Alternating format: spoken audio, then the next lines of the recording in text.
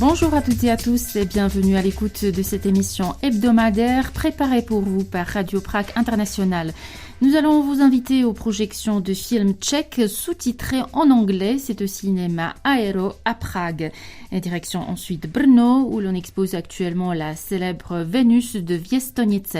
Mais tout d'abord, un souvenir de Barbara Winton, la fille de Nicholas Winton, le sauveur de centaines d'enfants juifs tchécoslovaques, est décédée en Grande-Bretagne à l'âge de 68 ans des suites d'une longue maladie. Elle se rendait régulièrement en République tchèque, où son livre retraçant la vie de son père a été traduit et s'engageait pour les réfugiés d'aujourd'hui, comme nous le raconte Anna Kubishta.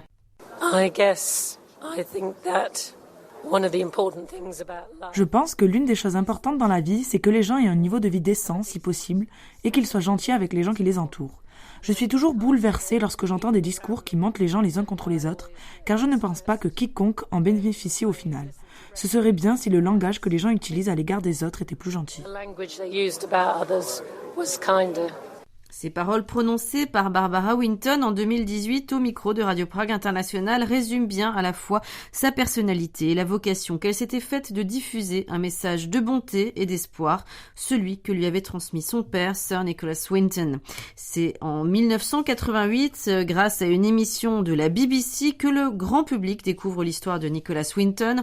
Dans un grand moment d'émotion, comme la télévision sait le faire, ce sont soudain des dizaines d'adultes qui se lèvent comme un seul homme pour se faire connaître au vieux monsieur de 79 ans alors, comme les enfants qu'il a jadis sauvés d'une mort certaine après l'invasion de la Tchécoslovaquie par l'armée nazie.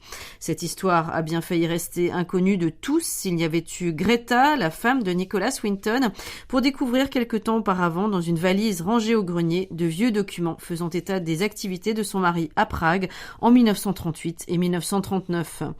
Sa fille, Barbara Winton elle-même, reconnaissait en 2018 que jusqu'à la diffusion de l'émission That's Life, rassemblant une trentaine d'enfants Winton, même sa famille n'avait pas vraiment saisi toute l'ampleur de ce que son père avait accompli. Aucun d'entre nous, même pas lui, n'a vraiment pris conscience de ce que cela impliquait jusqu'à ce que nous commencions à rencontrer les enfants eux-mêmes. C'est à ce moment-là que cela a cessé d'être une information historique pour devenir l'histoire de vraies personnes, des personnes vivantes. Issu d'une famille juive libérale convertie à la religion anglicane, Nicholas Winton avait une carrière toute tracée et tranquille dans le secteur bancaire londonien. Pourtant, en 1938, il préfère abandonner le ski dans les Alpes suisses pour se rendre à Prague, afin de prêter main forte à un ami volontaire dans une association pour réfugiés juifs. Anticipant les événements, il installe un bureau dans la salle à manger de son appartement place Venceslas et travaille immédiatement à l'affrètement de convois de trains à destination de Londres pour évacuer des enfants tchécoslovaques. En 1939, il parvient à organiser un départ en avion, mais aussi celui de 8 trains, 8 Kindertransport qui quittent la gare de Prague. Aujourd'hui, un monument rappelle leurs souvenirs. Le 9e train, préparé pour le 1er septembre 1939, avec à son bord 250 enfants, ne quittera pas le quai, car la Seconde Guerre mondiale vient de commencer et tous les enfants disparaîtront. Sa fille Barbara a plus tard dédié une partie de sa vie à rappeler cette histoire via des conférences, des rencontres dans des écoles, via également un livre publié à l'occasion du 105e anniversaire de son père, mais aussi un site internet consacré aux archives de Nicholas Winton. L'idée de promouvoir son histoire de la manière dont nous le faisons et de rappeler aux gens l'implication d'un individu qui a fait quelque chose d'important. C'est aussi une sorte de manuel pratique. Comment s'y prendre ? Eh bien, vous voyez un problème, vous vous assurez que vous comprenez ce qu'est le problème, vous avez le sentiment que ce qui se passe n'est vraiment pas bien, et puis vous rassemblez autour de vous un groupe de personnes qui sont d'accord avec vous et vous vous lancez.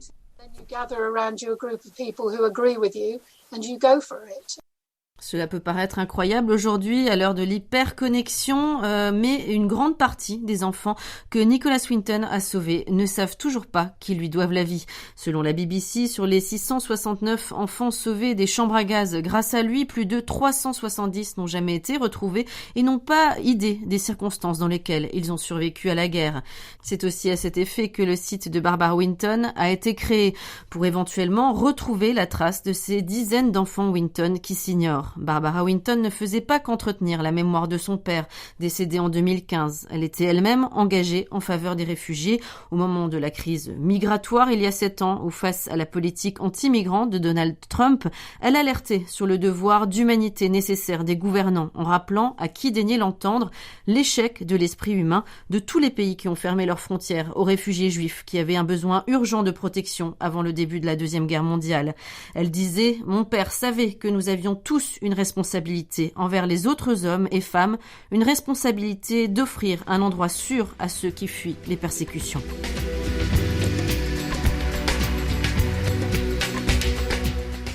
Place maintenant au cinéma. Après une année très satisfaisante, les projections de films tchèques avec sous-titres en anglais ont repris au cinéma pragois Aero.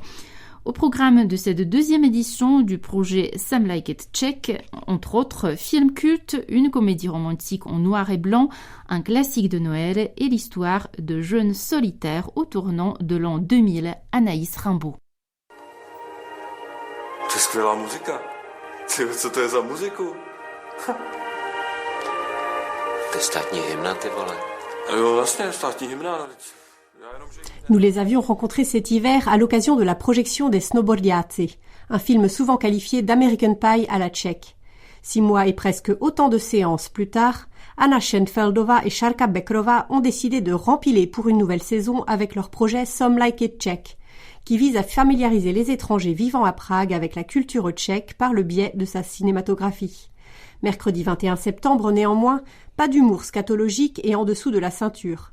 C'est un tout autre genre de film que les expatriés de Prague pourront voir au cinéma Aero dans le quartier de Žižkov. Šárka Beckrová. Le 21 septembre, nous ouvrons cette nouvelle saison avec une comédie plutôt aigre-douce intitulée Samotáři. C'est un film devenu culte qui raconte l'histoire de 7 jeunes gens qui essaient de trouver l'amour et aussi de se trouver eux-mêmes au début du XXIe siècle. Ce film a été tourné en 1999 et il a marqué une véritable rupture vers le monde contemporain. Lancé en octobre 2021, le projet Some Like It Czech présente, à raison d'une séance par mois, des films tchèques grand public ou art et essai, mais toujours cultes et sous-titrés. Šárka Beckrová fait le bilan de cette première année. Nous sommes très satisfaites et heureuses de pouvoir lancer une nouvelle saison. Tout au long de la première saison, nous avons eu un public stable, autour de 100 spectateurs environ. Cet hiver, je vous avais dit que nous n'avions pas vraiment d'étudiants Erasmus parmi les spectateurs, mais je dirais que cela a évolué. Ces étudiants s'intéressent désormais eux aussi à notre projet. Mais parmi les spectateurs, ce sont toujours les couples mixtes les plus nombreux. Pour la première saison, c'est le film primé aux Oscars, Kolia, qui a fait le plus d'entrées. En juin, nous avons passé le film un peu étrange, Slunce Seno Jahody, du réalisateur controversé Zdeněk Troška. Il a eu du succès lui aussi. Et puis, le film de Jiří Menzel, Postřížený, une blonde émoustillante, a aussi rencontré du succès. Nous l'avons passé en mars pour marquer l'arrivée du printemps et de la nature qui devient verte, y compris le houblon. À cette occasion, en guise d'introduction au film, nous avons parlé des brasseries en Tchéquie, mais aussi de l'auteur, Bohumil Hrabal, qui a écrit le roman La chevelure sacrifiée dont s'inspire le film Postřížený, ainsi que du réalisateur oscarisé Jiří Menzel. Et puis, nous avions préparé une dégustation de bière Postříženské, ce qui a largement contribué au succès de la soirée. Établissant la programmation en fonction des événements, fêtes et saisons, les organisatrices prévoient par ailleurs systématiquement une animation thématique. Co je to tady za hnusnou máničku? Myslíš Gagarinova bratra? Jsem ti chtěl tu nástěnku svěřit. La saison 2022-2023 de Some Like It Czech prévoit également quelques classiques du 7e art tchèque. En décembre, c'est Pelišky qui sera projeté. Inévitable film de Noël du même acabit que Le Père Noël est une ordure en France, puisque la télévision tchèque le passe chaque 24 décembre sans faute. Šárka Beckrová aimerait également pouvoir présenter le film culte de Miloš Forman, Hojima Panenko, même si cela reste encore à confirmer. Pour octobre, néanmoins, le programme est déjà choisi. Un peu paradoxalement, alors qu'approche la date anniversaire des 30 ans depuis la dissolution de la Tchécoslovaquie, c'est la création de l'État tchécoslovaque qui sera mise à l'honneur. Šárka Beckrová. En octobre, nous marquerons le 28 octobre, le jour de la création de l'État tchécoslovaque indépendant. Nous avons choisi d'évoquer la première république tchécoslovaque pendant l'entre-deux-guerres en montrant à l'écran des stars du cinéma tchécoslovaque de l'époque comme Adina Mandlova, Oldřich Nový et Natasha Golova. C'est donc la comédie romantique Křesťan qui sera projetée le 19 octobre. C'est un excellent film. Néanmoins, nous redoutons un peu que le public ne soit pas très nombreux car c'est la première fois que nous passerons un film en noir et blanc et nous savons que les spectateurs contemporains n'apprécient pas tous ce genre de cinéma. Pourtant, ce film annonçait en quelque sorte les films à succès contemporains. Aujourd'hui encore, les réalisateurs tchèques s'inspirent du film Křesťan. Je dirais donc qu'il mérite vraiment d'être vu. My bychom se totiž rádi podívali do Orientu, vytvíláčku. Ano, drahoušku. Tedy milostivá paní, to bych doporučil Kairo. Kairo, co říkáš, letičko?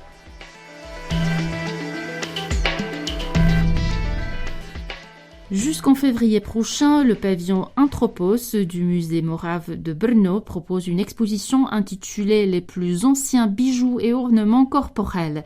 Dans son cadre sont exposés l'extraordinaire Vénus de Viestonice, une statuette paléolithique rarement montrée au public, mais aussi la figure reconstituée d'un chaman d'il y a plus de 23 000 ans et dont la sépulture a été découverte à la fin du 19e siècle. Anna Kubishta nous en dit plus. On ne le répétera jamais assez. La République tchèque en général et la Moravie en particulier recèlent de trésors archéologiques uniques en Europe. Il n'est donc guère étonnant que ce soit à Brno, la principale métropole morave, que se trouve un pavillon muséographique entièrement dédié au patrimoine préhistorique de la région.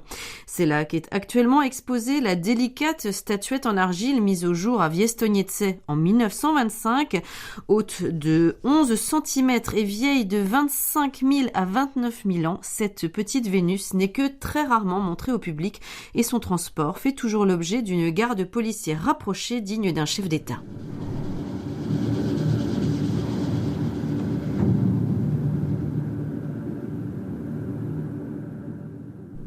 Ce n'est pas le seul vestige de l'époque du Gravétien morave, entre 31 000 et 23 000 ans avant le présent, mis en valeur dans l'exposition du pavillon Anthropos, consacré aux plus anciens bijoux et ornements corporels.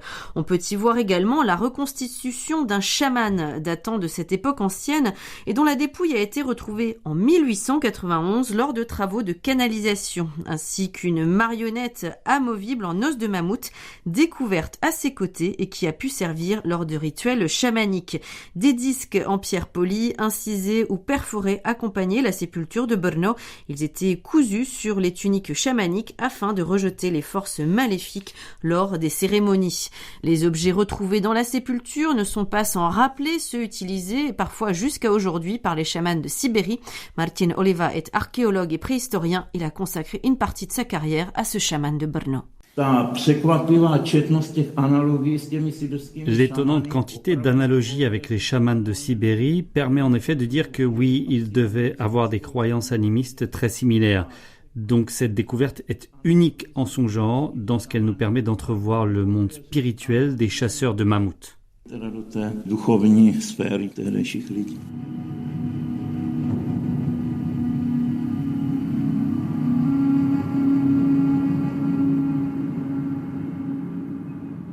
Ce chaman de l'époque des chasseurs de mammouths, inhumé à l'emplacement de l'actuelle rue de France à Brno, a vraisemblablement souffert de graves douleurs chroniques tout au long de sa vie. C'est en tout cas ce que montrent des recherches anthropologiques effectuées sur des restes d'os affectés par une inflammation de long terme.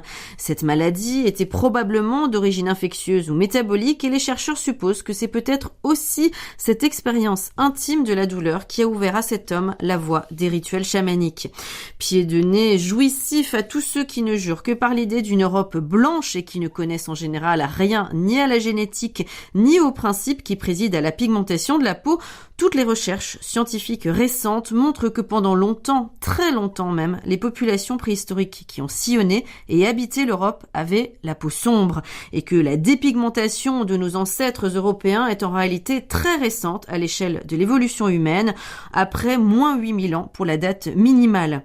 Ainsi, la femme de Zlatikuň, datée d'il y a plus de 45 000 ans, avait la peau brune, tout comme l'homme de Cheddar en Angleterre il y a 10 000 ans, et il en allait vraisemblablement de même pour le chaman de Brno il y a 23 600 ans, selon la datation au carbone 14 d'un laboratoire d'Oxford.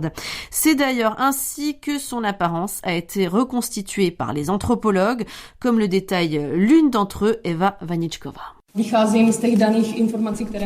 Je suis partie des informations à notre disposition aujourd'hui et non pas de celles que potentiellement j'aurai dans 5 ou 10 ans. En effet, la plupart des études actuelles montrent que ces populations devaient avoir la peau sombre. Avec cette reconstitution, nous essayons d'incarner le fait qu'avec un seul coup d'œil, vous pouvez voir et découvrir sur pied les analyses anthropologiques effectuées par de nombreux chercheurs.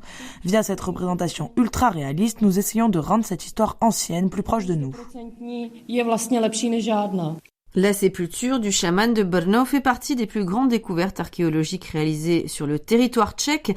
Elle rappelle, tout comme la Vénus de Viestonnice, l'extraordinaire richesse du patrimoine de la civilisation gravétienne morave, constituée de populations prédatrices et malgré l'absence d'agriculture évidemment bien plus tardive, sédentaire.